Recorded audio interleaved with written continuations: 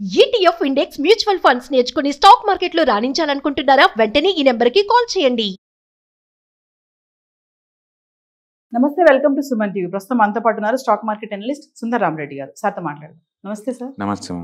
Sir, SEBI అంటుంది FNO is dangerous అని. మరి చూసుకుంటే NSE వచ్చేసి 45 న్యూ స్టాక్స్ని FNOలో ఇంట్రొడ్యూస్ చేసింది. ఎవరిది కరెక్ట్ అంటే ఏం చెప్తారు సార్? అంటే రీసెంట్గా ఈ features and options retail participation గురించి సెబీ వాళ్ళు చాలా స్ట్రిక్ట్గా మెయింటైన్ చేస్తున్నారండి. అంటే లాస్ట్ 2-3 మంత్స్ నుంచి మనం చూస్తున్నాం ఈ న్యూస్ని. వాళ్ళ రిటైలర్స్ని ఎలా కంట్రోల్ చేయాలని చూస్తున్నారు. బేసికల్గా ఇండియాలో ఏమవుతుందంటే టూ మచ్ స్పెక్యులేటివ్ యాక్టివిటీస్ ఎక్కువ ఉన్నాయి స్టాక్ మార్కెట్లో. అండ్ లాస్ట్ 2-3 ఇయర్స్ నుంచి కంటిన్యూస్గా సెబీ వాళ్ళు డేటా పబ్లిష్ చేస్తున్నారు. అంటే ఫీచర్స్ అండ్ ఆప్షన్స్లో ప్రతి 10 మందిలో 9 మంది లాస్ అవుతున్నారు. అంటే ఒక్కళ్ళే విన్ అవుతున్నారు. ఆ ఒక్కళ్ళు కూడా ఇన్సైడరు లేదా బయట అన్నమాట. అండ్ వచ్చిన అమౌంట్లో కూడా ఆల్మోస్ట్ 60% ట్రాన్సాక్షన్ ఫీజు కింద పోతున్నాయి. అంటే 30% ఇన్కమ్ ట్యాక్స్ రూపంలో పోతున్నాయి. సో మిగిలింది పెద్దగా ఏం ఉండలేదు. అంటే వాళ్ళు క్లియర్గా చెప్తున్నారు లాస్ట్ 1 ఇయర్లోనే 1.5 lakh crore FISకి వెళ్ళిపోయినాయి అని. అంటే ఇండియాలో ఉన్న DAs విన్ అవ్వట్లేదు, ఇండియాలో ఉన్న రిటైలర్స్ విన్ అవ్వట్లేదు ఈ ఆప్షన్ ట్రేడింగ్ వల్ల. అందుకని ఫీచర్స్ ఆప్షన్స్ నిజంగా ఇండియన్ రిటైలర్స్ కానీ ఇండియన్ ఇన్స్టిట్యూషన్ కానీ ఏమైనా ఉపయోగపడుతున్నాయి అంటే పెద్దగా లేవు అనమాట. అందుకని హెడ్జింగ్ కోసం చేస్తే అర్థం ఉంది కానీ స్పెక్యులేషన్ కోసం చేయడం అర్థమే లేదు. అందుకని దీన్ని కంప్లీట్గా బ్యాన్ చేయాలన్నో రిటైలర్స్కి, లేకపోతే సైజ్ పెంచాలన్నో మన వరకు ఫైట్ చేశారు. తర్వాత ఏం చేశారంటే ఇండెక్స్లో 15 lakh వర్త్, ఇంతకుముందు 5 lakh is equal to 1 lot లాగా ఉండేది. ఇప్పుడు దాన్ని 15 lakh వర్త్ చేశారు ఇండెక్స్ల వరకు. అలాగనే వీక్లీ ఎక్స్పైరీని ఆపేశారు. అంటే మంత్లీకి షిఫ్ట్ చేశారు మొత్తానికి. ఎవ్రీ వీక్ ఒకటే ఎక్స్పైర్ అవ్వాలి, అన్ని ఇండెక్స్లు కావు. మంత్లీ అయితే అన్నిటికి మంత్లీ అనమాట. ఇంకా దానికి షిఫ్ట్ అయ్యారు. అందుకని అందరూ ఏంటంటే FNOs అంటే సెబీ కొంచెం టైట్గా ఉంది, రిటైలర్ని సేవ్ చేయడం కోసం అనుకున్నారు. ఇప్పుడు NSE వాళ్ళు ఏం చేశారు, కొత్తగా 45 మళ్ళీ వీటిని లాంచ్ చేస్తున్నారు వీటన్నిటిని కొత్తగా. సో దాంతో మళ్ళీ వీళ్ళు ఎంకరేజ్ చేస్తున్నట్టే కదా అనిపిస్తుంది. బట్ ఇన్ఫ్యాక్ట్ చెప్పాలంటే ఫీచర్స్ అండ్ ఆప్షన్స్ అనేది జస్ట్ స్పెక్యులేషన్ కోసం కాదండి, అంతకు మించి. మన దగ్గర ఏదైనా స్టాక్స్ ఉన్నాయి అనుకోండి, మార్కెట్ డ్రాప్ అవుతున్న డౌట్ వచ్చింది అనుకోండి, అప్పుడు ఏం చేయాలి? లాస్ నుంచి ఎస్కేప్ అవ్వాలి అంటే ఒకటి మీ పోర్ట్ఫోలియోని క్లోజ్ చేసుకోవాలా. బట్ ఆ పోర్ట్ఫోలియో క్లోజ్ చేసుకుంటే లెస్ దెన్ 1 year మీద short term capital gain tax attract చేస్తుంది. అది 20% దాకా ఉంటుంది. నేను దాన్ని అవాయిడ్ చేయాలంటే ఏం చేయాలి? ఫీచర్స్ నమ్మాలా. అందుకని రిలయన్స్ స్టాక్స్ మీ దగ్గర 500 ఉంటే ఒక రిలయన్స్ ఫీచర్ని అమ్మటం ద్వారా దీనికి ప్రొడక్షన్ వస్తుంది. మార్కెట్లో గజిబిజి అయిన దాకా దాన్ని ఉంచుకుంటాను, ఒకసారి మార్కెట్ స్టేబుల్ అయిన దాకా దీన్ని క్లోజ్ చేసుకుంటాను, మళ్ళీ దీన్ని ఓపెన్ చేస్తాను అనమాట. అట్లా features options meant for hedging tools అయ్యి. అందుకని ఆ పర్పస్లో మనకు లేకపోతే కష్టం అనమాట. ఇప్పుడు నిఫ్టీ నెక్స్ట్ 50 ఉందనుకోండి, అందులో అవుట్ ఆఫ్ 50 స్టాక్స్లో ఇంతకుముందు కేవలం 14 స్టాక్సే ఉండేవి. ఇప్పుడు కొత్తగా వీళ్ళు ఇంట్రొడ్యూస్ చేసే వాటి వల్ల వాటికి 48% స్టాక్స్, అంటే ఆల్మోస్ట్ అన్ని స్టాక్స్కి ఇప్పుడు ఫీచర్స్ అండ్ ఆప్షన్స్ వచ్చేసినాయి. అంటే దాని మీనింగ్ ఏంటంటే ఇప్పుడు దాకా ఉన్న ఎగ్జిస్టింగ్ 178 FNOs ఉన్నాయి కదా, వాటితోటి మళ్ళీ కొత్త యాడ్ అవటం వల్ల టాప్ 200కి ఆల్మోస్ట్ అన్నిటికీ ఇప్పుడు ఫీచర్స్ అండ్ ఆప్షన్స్ వచ్చినాయి. తద్వారా ఎవరైతే టాప్ 200 కంపెనీలు ఇన్వెస్ట్ చేశారో వాళ్ళు ఎప్పుడైనా అన్సర్టనిటీ వస్తే హెడ్జింగ్ చేసుకోవచ్చు. అందుకని అది ప్లస్ పాయింటే కదా. అందుకని రిటైలర్స్ స్పెక్యులేషన్ చేస్తున్నారు కదా అని ఒక రీజన్ తోటి ఇన్స్టిట్యూషనల్కి హెడ్జింగ్ టూల్స్ దూరం చేయకూడదు అనమాట. అందుకని వాళ్ళు చేస్తున్నారు. ఇప్పుడు కొత్తగా అంటే ఆల్మోస్ట్ అదాని వాళ్ళ 2 స్టాక్స్ వస్తున్నాయండి, Adani green and Adani solutions limited. అంటే ఎంజిల్ 1 వస్తుంది, అండ్ అదాని గ్యాస్ కూడా, అంటే అదాని గ్రూప్ నుంచి 3 వస్తున్నాయి FNOస్కి. అండ్ అలాగనే BSE వస్తుంది, అండ్ CDL అండ్ క్యాంప్స్ 2 వస్తున్నాయి. ఓకే. అండ్ CG పవర్ వస్తుంది, DMart వస్తుంది, అడ్కో వస్తుంది, IRB వస్తుంది, LIC వస్తుంది, కళ్యాణ్ జ్యువెలరీ వస్తుంది, జియో వస్తుంది, అండ్ లోదా డెవలపర్స్ వస్తున్నారు, అండ్ జొమాటో వస్తుంది, ఎస్ బ్యాంక్, టాటా ఎల్ఎక్సీ.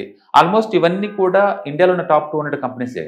కాబట్టి వీటికి సేఫ్టీ కావాలి అనుకున్న వాళ్ళందరూ ఫీచర్స్ అండ్ ఆప్షన్స్ ద్వారా మనం హెడ్జింగ్ చేసుకోవచ్చు అనమాట.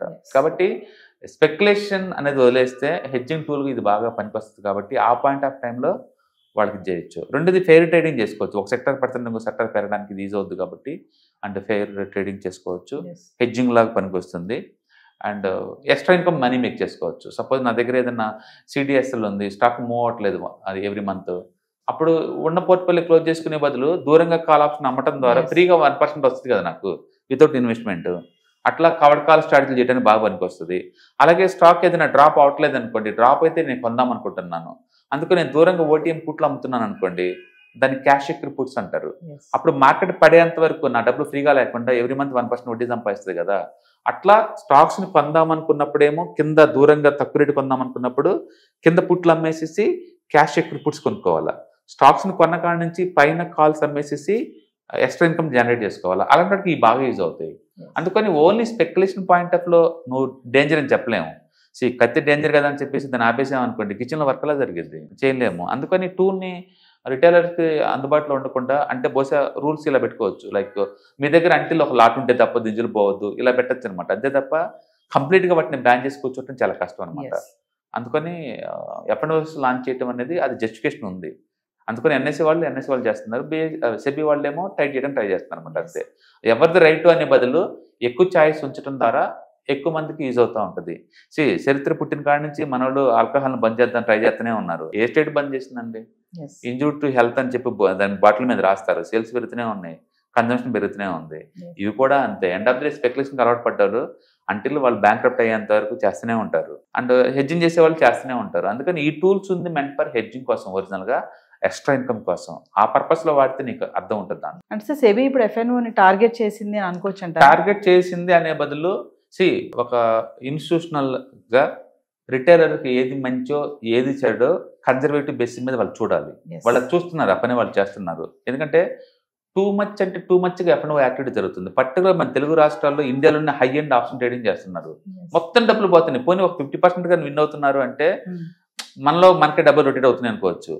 1.5 lakh crore అబ్రాడ్కి వెళ్ళిపోతున్నాయి అండి. ఇది ఏం ఉపయోగం ఉంది దీనివల్ల? మీరు హెడ్జింగ్ కోసం వాడితే అర్థం ఉంది, స్పెక్యులేషన్ కోసం వాటిలో అర్థం లేదు కదా. అందుకని సెబీ వాళ్ళు ఏంటంటే ఇంతెందుకు పోతే చూస్తూ ఉండాలి అని చెప్పేసి వాళ్ళు చేస్తున్నారన్నమాట. రీసెంట్గా ఆర్బీఐలు కూడా అన్సెక్యూర్ లోన్స్ 50,000 కంటే ఎక్కువ వద్దని చెప్పింది. అంటే ఎవరికైనా అర్జెంట్ మనీ కావాలంటే అన్సెక్యూర్ లోన్ తీసుకుంటాం. వాళ్ళు ఏంటంటే ఈ ట్రేడింగ్ కోసం చెప్పేసి ఒక్కొక్క 2 లక్షలు 3 లక్షలు లోన్ తీసుకుంటున్నారు. దాంతో ఆర్బీఐలు కూడా అన్సెక్యూర్ లోన్స్ 50,000 దాటానికి వెళ్ళదని చెప్పింది, పర్సనల్ లోన్స్ అన్ని. అట్లా వాళ్ళు టైట్ చేస్తున్నారు రెగ్యులేటర్స్, అవన్నీ మంచిదనమాట. వాళ్ళు కనుక టైట్ చేయట్లేదు అనుకోండి, దీని గురించి ఇంత పెద్ద డిస్కషన్ రావట్లేదు అనుకోండి, ఈ పడే మార్కెట్లో ఎంతమంది జీవితాలు సర్వనాశనం పోయి ఉంటే మీరు ఊహించుకోండి. స్టాక్స్ పడితేనే పెయిన్ తట్టుకోలేకపోతున్నాం, ఎఫ్ఎండ్ఓలో ఉన్న పరిస్థితి ఏ రేంజ్లో ఉంటుంది. అందుకని స్టాక్ మార్కెట్ అంటే అచ్చం స్పెక్యులేషన్ కాదు, అంతకు మించి.